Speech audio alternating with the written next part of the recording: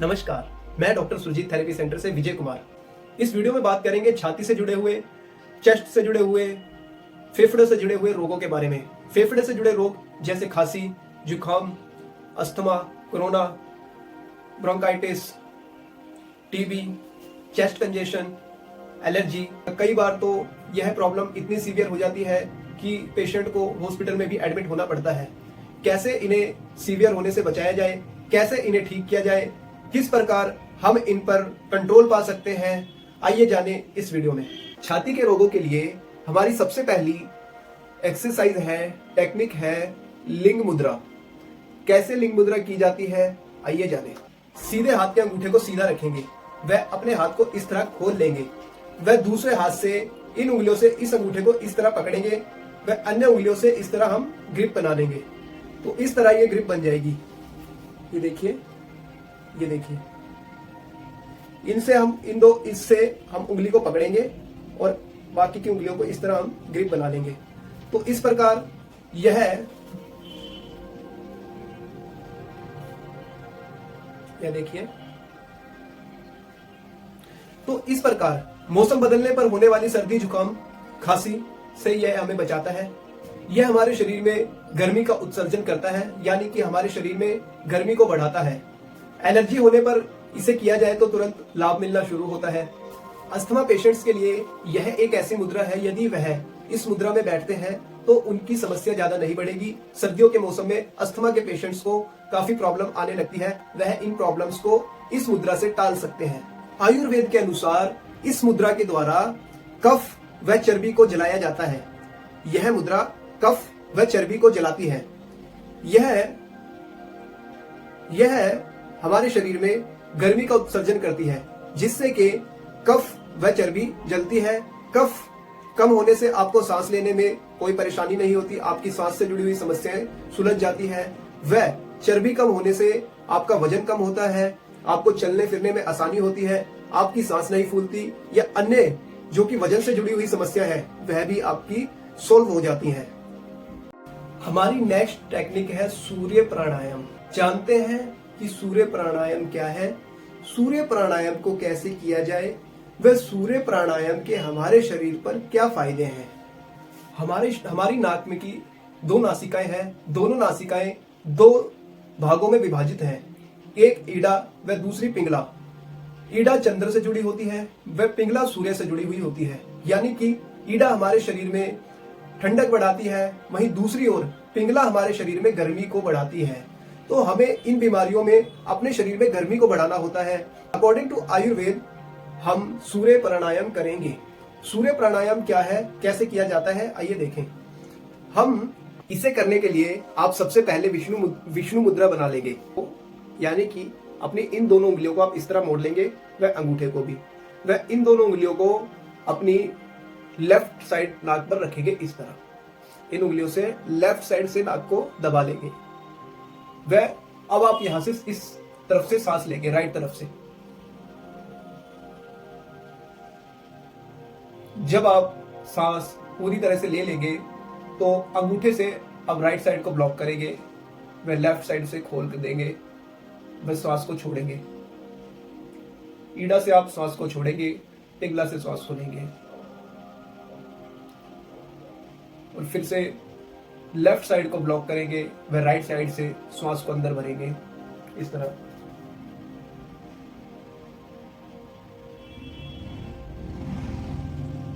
Right side को block करेंगे, वह लेफ्ट साइड से श्वास को छोड़ देंगे।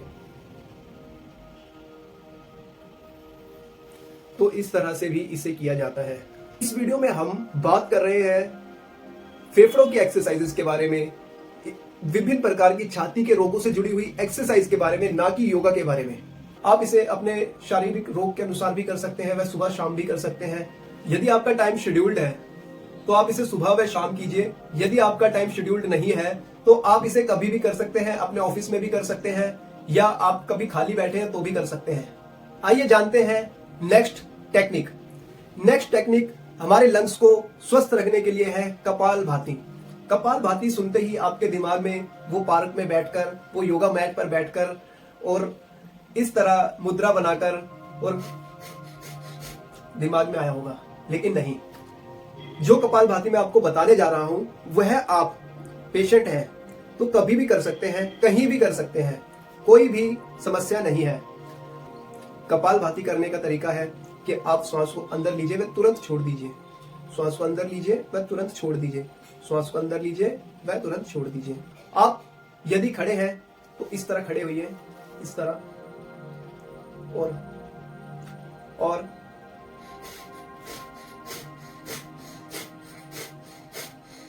इस तरह कीजिए। कपालभाति करते समय यह ध्यान रखें कि आप श्वास अंदर लीजिए आराम से, वह तेजी से नथुनों से छोड़िए।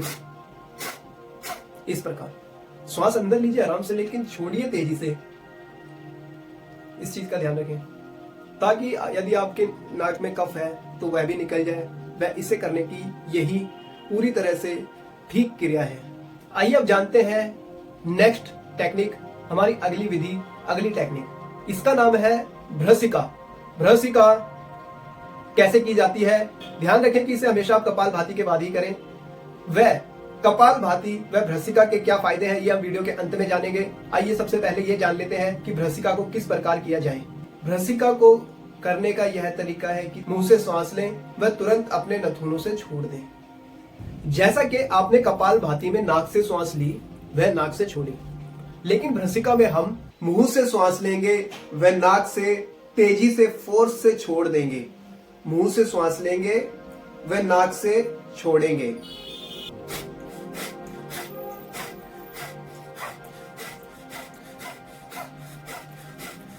इस प्रकार मुंह से सांस लेंगे व तुरंत आप छोड़ देंगे। कपालभाति को आप कम से कम 10 से 15 बार करें व भ्रसिका को कम से कम 5 से 10 बार करें। आइए अब जाने एक्यूप्रेशर पॉइंट जिससे कि हम अपने लंग्स को स्वस्थ रख सकते हैं व यदि प्रॉब्लम बढ़ी हुई है तो उस पर कंट्रोल भी पा सकते हैं। आपको लंग्स से जुड़ी हुई प्रॉब्लम के लिए एक्यूप्रेशर यह पॉइंट दबाएंगे। इसे इस प्रकार पकड़कर वह 30 बार दबाएंगे, वह 3 बार 10 सेकंड तक दबाकर रखेंगे। इस तरह दबाने से आपको खांसी, जुकाम, सर्दी, एलर्जी, मौसम बदलने की वजह से हुई जुकाम, खांसी, बुखार, ब्रोंकाइटिस, अस्थमा, कोरोना जैसी गंभीर बीमारियों में फायदा मिलने लगेगा। यही एक एक्यूप्रेशर पॉइंट पैर में भी है। आइए देखें, यह पैर का लंग्स पॉइंट है। आप इसे, यदि आपके घर में कोई बीमार है तो आप इसे दबा सकते हैं, या आप बीमार हैं तो आप खुद भी अपना पॉइंट दबा सकते हैं। इन एक्सरसाइजेस को आप दिन में कभी भी कर सकते हैं। आपको कफ महसूस हो, सांस लेने में दिक्कत हो या किसी भी प्रकार की छाती की परेशानी हो, आप इन एक्सरसाइजेस को कर सकते हैं। इन्हें करने से आपको तुरंत लाभ मिलेगा। जिन पेशेंट्स को ज्यादा समस्या है, अस्थमा की ज्यादा समस्या है, टीबी की ज्यादा समस्या है, ये लंग्स में वीकनेस बहुत ज्यादा है, वह इन एक्सरसाइजेस को अपने शरीर की क्षमता के अनुसार करें। यानी कि जितना आपका शरीर आपको सपोर्ट करता है आप उतनी ही करें, एकदम से ज्यादा न करें। धीरे धीरे अपने शरीर को इन आदतों में ढालें। इन क्रियाओं के साथ साथ, इन टेक्निक्स के साथ साथ आप यह तुलसी अर्क भी ले सकते हैं। यह तुलसी अर्क क्यों ले? क्योंकि यह तुलसी अर्क पूरी तरह से प्योर है। यदि आपके पास प्योर तुलसी अर्क नहीं है तो आपको पूरी तरह से फायदा नहीं होगा जो फायदा आप चाहते हैं। यह पूरी तरह से प्योर है। गवर्नमेंट हॉस्पिटल्स में इसकी सप्लाई है। वर्ल्ड वाइड, पूरे इंडिया में आप इसे कहीं भी चेक करवा सकते हैं। जीएमपी सर्टिफाइड है। इस अर्क के बारे में अधिक जानकारी मैंने एक वीडियो में दी हुई है जिसका लिंक डिस्क्रिप्शन में है। आप एक बार उस वीडियो को जरूर देख लें ताकि आपको पता चले कि तुलसी अर्क क्या चीज है।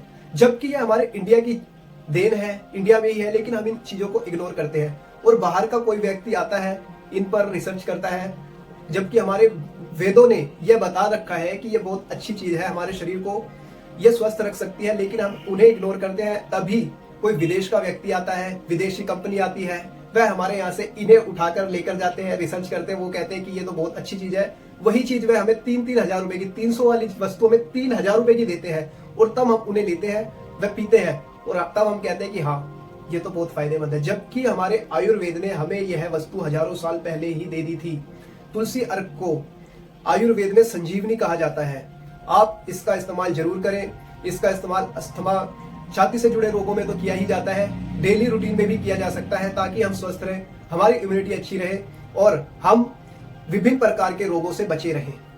इन्हें करने से आपको अच्छा रिलैक्स महसूस होने लगेगा, आपके लंग्स स्ट्रोंग होने लगेंगे, आपकी दवाइयां कम होने लगेगी। इन क्रियाओं को केवल 3 दिन तक सुबह व शाम करके देखिए, वह फर्क देखिए। यदि आपको इस वीडियो में किसी भी क्रिया से या मुद्रा से जुड़ी हुई कोई भी समस्या हो, कोई भी सवाल पूछना हो, तो आप हमें कमेंट बॉक्स में कमेंट कर सकते हैं। इस वीडियो को उनके साथ शेयर करें जिन्हें इस प्रकार की प्रॉब्लम है। उनसे कहें कि इन क्रियाओं को करें ताकि उन्हें इससे लाभ मिले, उनका स्वास्थ्य अच्छा हो। यही मैं अपनी वाणी को विराम देना चाहूंगा। धन्यवाद।